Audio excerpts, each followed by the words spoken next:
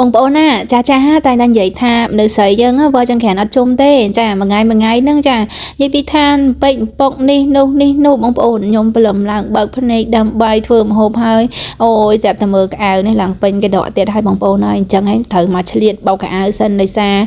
ត្រូវឲ្យកូនទៅរៀនអីចឹងណាព្រោះអាវសអីកូនទៅរៀនអញ្ចឹងទោះតែបោករាល់ថ្ងៃបើយើងអត់បានបោករាល់ថ្ងៃទេបងប្អូនចាជឿណាក្មេងៗក៏អត់ដូចយើងមនុស្សធំឯណាក្មេងៗជារួមទៅគឺពេលអាវរៀងប្រឡាក់ខ្លាំងតែជាពិសេសកូនបើកម្ពុជាក្បាលក្រូចខ្ញុំនឹងតែម្ដងបងប្អូនចាបើអត់បានមើលថែបងប្អូនអើយចានិយាយពីថា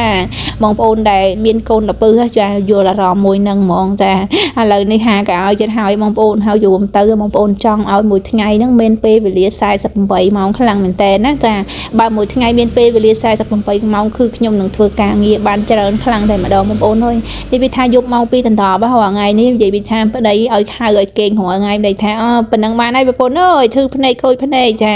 នេះយើងគួរកៅអៅហើយចាមកមើលការរៀបអវ៉ាន់រៀបអីនេះវិញចាបងប្អូនអើយខ្ញុំលក់ផលិតផលរបស់ម៉ៃរួយនេះគឺខ្ញុំលក់រយៈពេលចា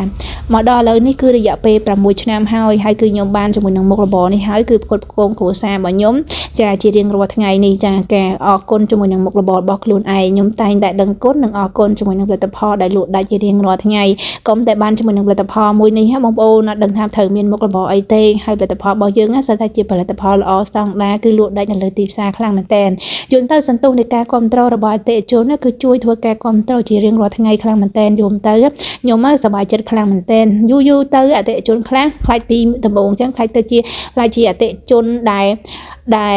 សម្ដីជាមួយយើងមិនល្អប៉ុន្តែនៅពេលយូរទៅអតិថិជនខ្លាចតែជាមិត្តភ័ក្តិចាខ្លាចតែជាមនុស្សស្និទ្ធស្នាលបងប្អូននេះគឺជារឿងពិតរបស់ខ្ញុំចាយល់ទៅឥឡូវរាល់ថ្ងៃនេះបើថាជីវិតប្តី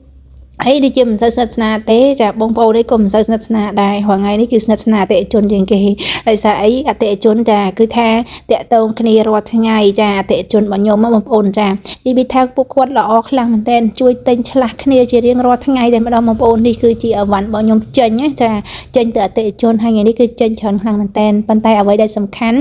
នៅពេលដែលយើងត្រូវមើលថែអតិថិជនយ៉ាងណាក៏ដោយតែកុំភ្លេចជាមួយនឹងការមើលថែរបស់ខ្លួនឯងចាអ្នកលក់ផលិតផលខំលក់អវ៉ាន់អតិថិជនរៀបអវ៉ាន់អតិថិជនប៉ុន្តែខ្លួនឯងភ្លេចមើលថែខ្លួនឯងក៏អត់បានដែរណាតង់ទី1នេះខ្ញុំជួបជាមួយនឹងសម្លេងជូតមុខ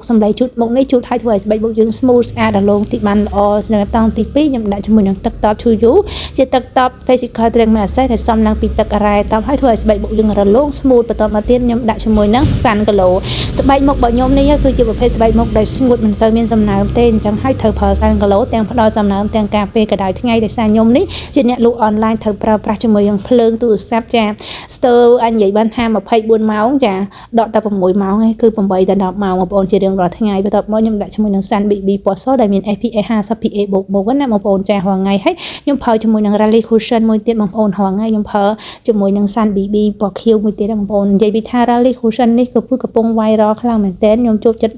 ប្រើខ្លាំងមែនទែនបងប្អូន Rally Cushion នេះគឺជាប្រភេទ Rally Cushion មួយដែលមាន SPF ការពារទៅលើស្បែកមុខហើយទាំងដែលបងប្អូនដាក់នៅលើស្បែកមុខភ្លាមស្បែកមុខរបស់យើងគឺត្រជាក់ហើយមានអារម្មណ៍ថា smooth មានអារម្មណ៍ថាពេលដែលយើងប្រើពេញមួយថ្ងៃគឺពេញចិត្តខ្លាំងមែនទែនហើយ feedback នេះគឺជា feedback របស់អតិថិជនគាត់ប្រាប់ថាអូនអើយ cushion ហ្នឹងប្រើល្អហើយបងប្អូនដឹងអត់គឺគាត់ទិញអស់ចំនួន3ប្រអប់ហើយអរគុណច្រើនខ្លាំងមែនទែនដែលបងគ្រប់គ្រងផលិតផលរបស់ម៉ែរួយពីនាងខ្ញុំ